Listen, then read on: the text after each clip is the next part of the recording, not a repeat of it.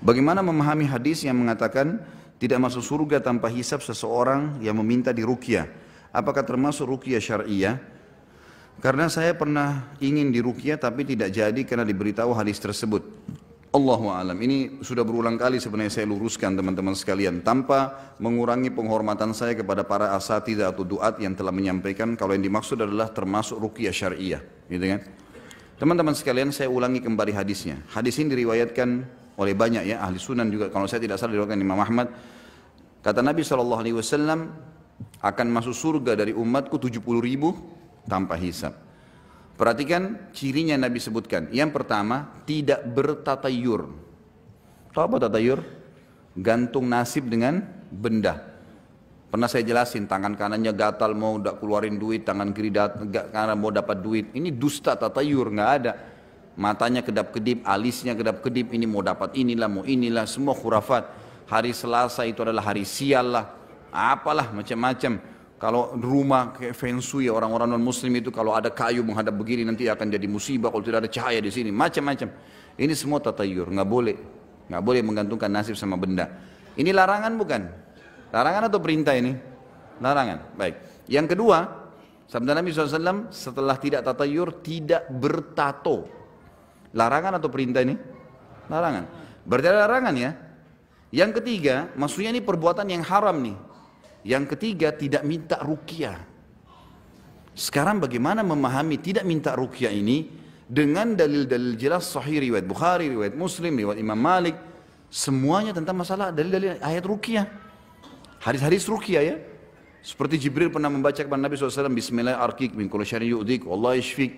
Semoga Allah, aku meruqyahmu, ya semoga Allah menyembuhkanmu, gitu kan? Itu bahasa dibahasakan.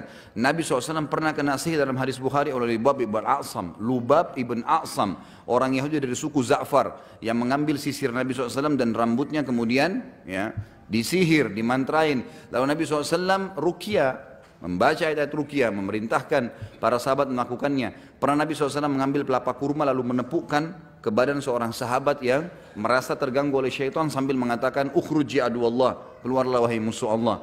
Itu pernah ada riwayat banyak. Gimana mempertemukan antara perintah agama ruqyah, pengobatan nabawiyah, dengan hadis yang mengatakan ruqyah tadi ini dilarang. Teman-teman ulama hadis menjelaskan, sebagian, tidak semua tentunya, mengatakan bahwasanya yang dimaksud dengan ruqyah dalam hadis yang pertama 70.000 itu adalah secara etimologi, secara bahasa. Karena selalu dalam buku-buku fikih kita ada namanya lugatan wa istilahan, lugah, bahasa dan istilah, gitu ya. Selalu misalnya kalau kita baca buku fikih tentang sholat, pasti sholat itu dijelaskan dulu. Sholat secara bahasa apa sih? Doa. Secara istilah apa? Gerakan yang dimulai dari takbir dan diakhiri dengan salam. Kan ada penjelasan. Nah yang jadi tolak ukur adalah yang dilihat di sini bahasa atau istilahnya, dilihat, diposisikan di situ. Ruqyah di sini teman-teman, kalau secara bahasa, letter, raka itu artinya meniupkan bacaan. Ya. Jadi mantranya dukun juga itu namanya ruqyah. Mantranya dukun ruqyah juga itu. Karena dia meniupkan bacaan. Makanya untuk membedakannya namanya ruqyah syariah. Bacaan yang ditiupkan yang syar'i. Ada hadis lain bunyinya begini. Ar-ruqa wat-tama'ila wat-tama'ima wat-tiwala syirkun. Ar-ruqa jamak daripada ruqyah. Ruqyah tiwala, gitu kan? Atau tamimah yang digantung-gantung kalung dan juga yang digantungkan pada hewan untuk supaya selamat hewan itu atau yang dikalungkan kepada anak kecil adalah syirik. Perhatikan di sini ruqyah, ya, kalung yang digantungkan pada orang, yang digantungkan pada hewan atau kendaraan adalah syirik. Berarti ruqyah syirik nih kalau difahamin begitu. Benar gak? Tapi ternyata di sini kata ulama bukan itu, ini ruqyah secara bahasa, artinya mantra yang dimantrain oleh orang-orang, ya itu berarti orang-orang yang bukan orang beriman, bukan doa-doa yang dianjurkan, maka berarti itu adalah perbuatan syirik, Jadi sini secara etimologi teman-teman sekalian, bukan secara istilah, gitu kan? Karena kalau kita tarik, oh ternyata orang yang minta ruqyah tidak akan masuk surga. Tapi bagaimana dengan orang yang sakit? Orang yang sakit gimana caranya? Kata Nabi SAW, tadawaw ya ibadallah, berobatlah kalian wahai hamba-hamba Allah. Bagaimana kita memahami hadis ini? Orang sudah sakit baru tidak mau. Ada seseorang teman saya, juga sering berkonsultasi masalah agama. Beliau peruqyah, lalu ditanya, Ustaz, saya pernah hadapin satu orang pasien, ini orang sudah 15 tahun kena sihir, setengah mati, setiap hari ketindihan, setiap hari mimpi buruk, ribut terus dengan istrinya, tapi dia nggak pernah mau ruqyah, udah 15 tahun. Kemudian dia datang kepada saya, konsultasi, saya rasa begini, saya rasa begini. Terus tidak sengaja teman saya ini bilang, Pak, kenapa nggak ruqyah? Dia bilang, saya tunggu kalimat itu Ustaz. Saya ditawarin ruqyah, supaya saya mau ruqyah. Kalau saya minta, saya takut kena hadis tadi. Gitu kan. 15 tahun sakit. Sama orang ke dokter, dia bilang apa? Dok, saya tunggu dokter nanya, mau berobat nggak? Gitu. Baru saya mau berobat, kalau enggak saya nggak mau bicara.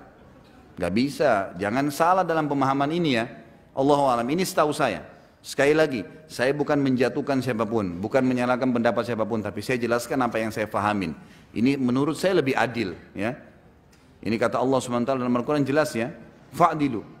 Kita harus disuruh adil, bijaksana dalam memahami masalah-masalah seperti ini. Karena kalau tidak akan bentrok dengan dalil-dalil ruqyah, banyak tuh. Dalil hadis-hadis tentang doa-doa ruqyah banyak sekali itu. Antum kalau baca buku kecil yang terbitan Pusaka Ibnu Umar, doa ruqyah yang 7.000 rupiah harganya, tebal, tipis, kecil, tapi banyak sekali dalamnya. Ayat-ayat Al-Quran yang pernah dibaca oleh Nabi SAW, dibaca oleh sahabat. Bahkan pernah sahabat mengobati kepala suku yang kena sengatan, ya, kalajengking dengan baca Al-Fatihah, gitu kan. Kemudian sahabat itu meminta agar diberikan balasan makanan. Maka keluarlah banyak pendapat ulama itu, boleh nggak peruqyah mendapatkan hasil balasan dan seterusnya lah. Tapi itu khilaf di antara ulama, tidak boleh kita vonis ya. Allahu a'lam.